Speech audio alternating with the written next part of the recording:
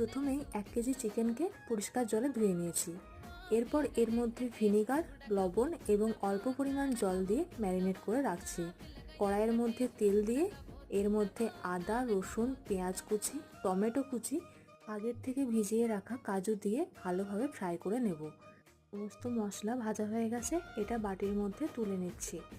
এরপর ওই কড়াইয়ের মধ্যে আরও কিছুটা পরিমাণ তেল দিয়ে ওর মধ্যে তেজপাতা, গোটা গরম মশলা এবং আগের থেকে ম্যারিনেট করে রাখা চিকেনটা পরিষ্কার জলে ধুয়ে নিয়ে এর মধ্যে দিয়ে দেব। ভেজে রাখা মশলা ঠান্ডা হয়ে গেছে, এরপর এটা পেস্ট বানিয়ে নিচ্ছি। এরপর চিকেনের মধ্যে হলুদ গুঁড়ো, জিরে গুঁড়ো, ধনে গুঁড়ো, কাশ্মীরি লঙ্কার গুঁড়ো, লবণ আর অল্প পরিমাণ চিনি দিয়ে ভালোভাবে মিক্সড করে নিচ্ছি। এরপর আগের থেকে বানিয়ে রাখা মশলা দিয়ে দিচ্ছি এবং মশলা ধোয়া জলটাও দিয়ে দিচ্ছি। এরপর এর মধ্যে গরম মশলা দিয়ে নামিয়ে নিলেই চিকেন কষা রেডি।